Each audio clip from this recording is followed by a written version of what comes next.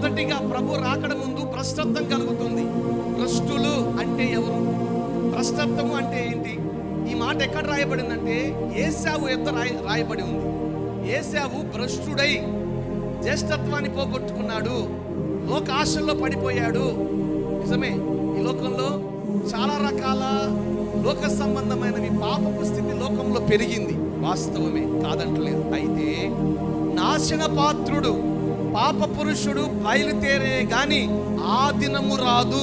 ఏ దినం? ప్రభు రాకడ దినం. గట్టిగా స్తోత్రం చెప్పాలి. ప్రభు కొన్ని సూచనలు చెప్పాడు మన కొరకు. ఆ సూచనలు చెప్పి ఆ దినము ఇలా వస్తుంది కాబట్టి మీరు ఆ దినము కొరకు సిద్ధపడండి. ఎలా? పరిశుద్ధులుగా, పవిత్రులుగా, నీతిమంతులుగా ఈ లోకములో మీ జీవన వ్యాపారాలను కొనసాగించుకుంటూ ప్రభు రాకడ కొరకు సిద్ధపరచబడండి. చెప్పిన మాట ఈ మాట. పేతురు అంటారు, అంతటా అందరూ మారు మనసు పొందవలనని ఆయన రాకడను ఆలస్యం చేస్తా ఉన్నారు అని. మరి అందరూ మారు మనసు పొందారా? అంటే కొంత ఆలస్యం ఉంది అని అర్థం.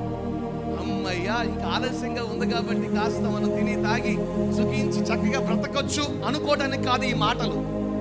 ఈ మాటలు మన కొరకు ఒక శ్రేష్టమైన స్వాస్థ్యం ఉంది. హల్లెలూయా. అది పరలోకమున తండ్రి వల్ల మనకు అనుగ్రహించబడింది కాబట్టి ఆ స్వాస్థ్యము కొరకు మనము సిద్ధపరచబడుదుము గాక. హల్లెలూయా. చెప్పండి గట్టిగా.